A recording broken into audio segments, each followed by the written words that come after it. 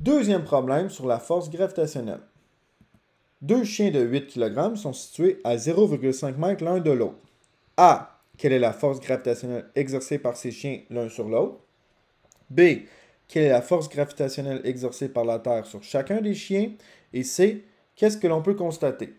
Donc, pour la partie A, vu que c'est la force gravitationnelle d'un objet par rapport à un autre et qu'il y a une distance entre les deux, ben là, ça veut dire qu'on va utiliser la formule de la force gravitationnelle généralisée. Donc, comme donné, nous avons la constante de la gravitation universelle qui est le G, soit 6,67 fois 10 exposant moins 11 newton fois mètre carré par kilogramme carré. Pour les masses, ben, on a deux chiens que leur masse est de 8 kg. Pour les distinguer, on va écrire juste M1 et M2. Et la distance D entre les deux est de 0,5 m et on cherche la force gravitationnelle de 1 par rapport à l'autre. Donc, comme on a la masse en kilogrammes et la distance en mètres, il n'y a aucune conversion à faire. Donc, on peut commencer à faire le calcul de la force gravitationnelle généralisée, comme ça ici. Donc, après avoir écrit la formule, on remplace, comme ça. Et ce qu'il faut noter au niveau des unités, c'est que le par kilogramme carré ici est annulé par les 2 kg qu'on multiplie à chaque fois. Et le mètre carré est annulé par le mètre carré ici qu'on va diviser. Donc, il reste juste des newtons, ce qui est logique vu qu'on cherche une force gravitationnelle.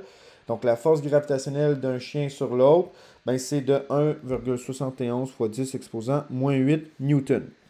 Ensuite, pour la force gravitationnelle de la Terre sur les chiens, ou sur chaque chien, ben là, ici, on va utiliser la formule simplifiée de la force gravitationnelle, donc soit Fg égale mg.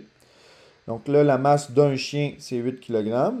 Le G de la Terre, c'est 9,8 newton par kilo. Et on va chercher la force gravitationnelle de la Terre sur chaque chien. Donc là, comme je l'ai dit, on utilise la formule mg égale mg. Donc, 8 kg fois 9,8 newton par kilo. Les kilos s'annulent et ça me donne 78,4 newtons. Puis là, pour C, qu'est-ce qu'on constate? Bien, on remarque que la force gravitationnelle exercée par la Terre est beaucoup plus grande que la force gravitationnelle des chiens un sur l'autre. Donc, ça veut dire que dans nos calculs, ben, on va tout simplement négliger ou pas tenir compte de la force gravitationnelle généralisée d'un objet par rapport à l'autre. Donc, c'est pour ça qu'on va utiliser vraiment plus souvent qu'autrement cette formule-là ici de la force gravitationnelle.